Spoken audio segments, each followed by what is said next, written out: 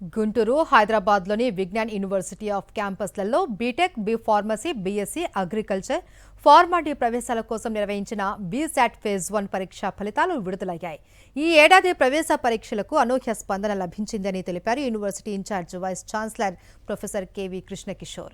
తెలుగు రాష్ట్రాలతో పాటు దేశవ్యాప్తంగా పలు రాష్ట్రాల నుంచి 61,000 మంది విద్యార్థులు బీశాట్కు హాజరవ్వగా 42,000 మంది అడ్మిషన్కు అర్హత సాధించారు. బీశాట్లో 1 నుంచి 50 లోపు ర్యాంకులు సాధించిన వారికి 50%, 51 నుంచి 200 లోపు ర్యాంకులు సాధించిన వారికి 25% స్కాలర్షిప్ను అందించనున్నారు.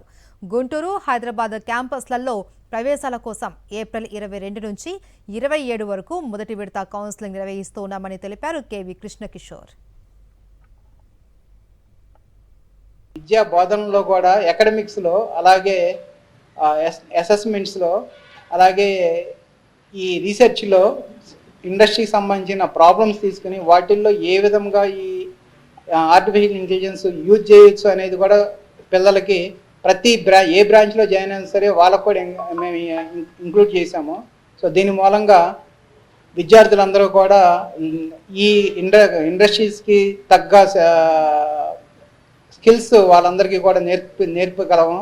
సో దీని మూలంగా లాస్ట్ ఇయర్ ప్లేస్మెంట్స్ కూడా సుమారుగా 80% వచ్చినాయి.